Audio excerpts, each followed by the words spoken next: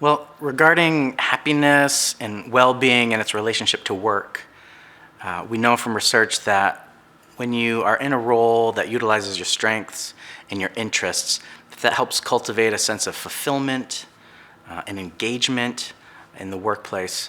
And it's also, of course, valuable and important to find a setting and a workplace culture that is in alignment with your own values and your own sense of workplace preferences.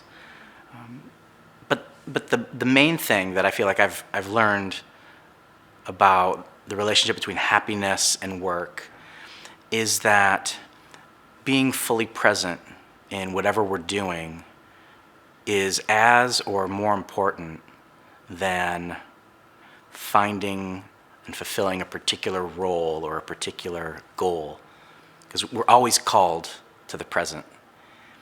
And I remember many years ago, I was talking with a mentor of mine, and he was asking me about my dreams.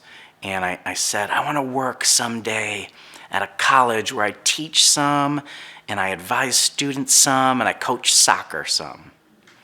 And a handful of years later, I found myself at a different liberal arts college, and that was my role exactly. I was teaching, I was advising, and I was coaching soccer. And about a year into doing those things, I remembered this conversation where I stated this as my dream job and goal. And I also said to my mentor way back at that time, it would be glorious if I could do such a thing.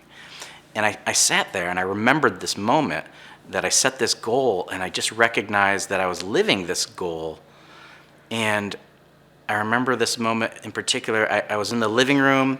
My wife was nearby on a couch. I was sitting in a chair, and I leaned back in my chair, and I said to my wife, Heidi, I said, Hyde, holy cow, I'm living my dream. Why am I so unhappy? And I was so struck by recognizing that I was living this spoken dream, that I hadn't even realized it yet, and that it somehow didn't make me happy. It didn't force me into contentment.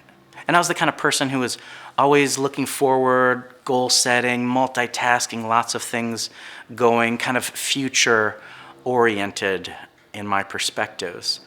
And to come to realize that I was actually living in what was like yesterday's dream, and I just didn't recognize it, I didn't experience it, I didn't appreciate it, was really, really jarring to me. And I kind of made a change that night, and I made an attempt to try some new habits of mindfulness. So I started as best I could trying to be as fully present in whatever I was doing. So if I'm writing an email, I'm just going to write this email. I'm not going to think about these other things. If I'm having a conversation with someone, I'm just going to be there with that person. And I tried to take that approach anytime I could think of it with any task that I was doing. And it slowly began to change my experience of my role. And I was in a great role. It was a great role. It was a great fit, and I was very privileged and lucky to have it.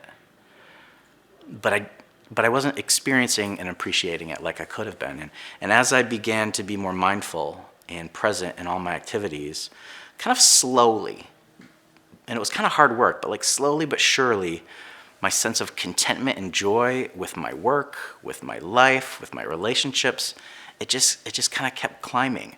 And even though no big changes happened in my role or in my life during that time, my contentment and my joy for my work and for my life continued to really rise.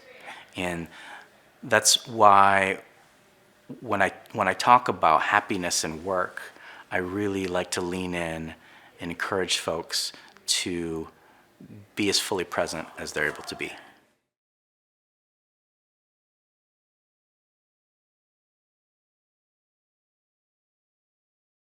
I have two pieces of advice that I would give students.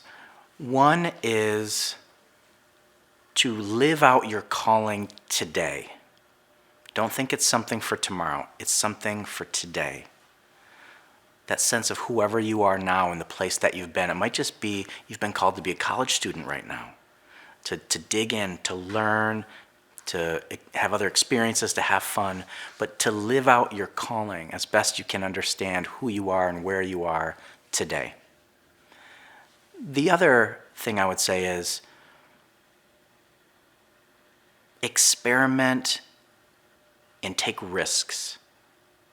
If you have an idea you want to test, or something you think you might be interested in, or you're wondering if you might be good at something, or you have an interest that's just kind of been nagging at you, step into that. There's so many opportunities in college and in this community to try out an interest or to test a skill in a relatively safe space. So I encourage you to experiment in those ways. Some folks might call that prototyping, like create or move into an experience or create something that relates to an idea you're wondering about or something you might be interested in trying.